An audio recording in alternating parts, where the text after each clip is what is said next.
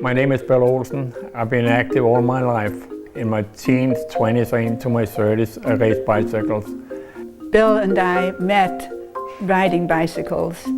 We both competed at bicycle racing at that time, and we got married, and by that time had added running to his activities and swimming, and so it evolved into competing in triathlons.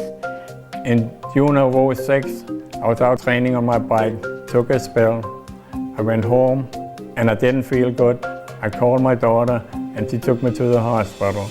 I received a call and met them at the hospital, and we found out together that Bill had a C2 fracture. C2 has a peg on the top, and that part's called the odontoid. So his odontoid was broken. Unfortunately, that area of bone doesn't have great blood supply. So I explained to him the non-surgical and surgical treatment options and the risks and benefits of each of them. After having discussions with him, his wife, and his family, they ultimately chose the halo because they wanted to avoid the risks of surgery. When Bill left the hospital with the halo on, we thought it would cramp his style. It did not. He used the walker and walked on the high school running track, pushing the walker. That got too slow, so he used my hiking poles, and Bill continued to be active in spite of the halo. Mr. Olsen's fracture unfortunately did not heal in the halo. We discussed what the treatment options were at that point, and he elected to undergo surgery after considering the risks and benefits. He had a relatively short hospital course.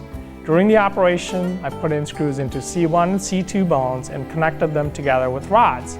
This ultimately allowed that fracture to heal up and for his bones to fuse together and become one. Mr. Olsen had a great recovery from surgery. In fact, right after this operation, that day he was up and about walking the halls. He in fact encouraged some of my other patients to get out of bed and walk around as well. His great recovery continued afterwards when I saw him in the office.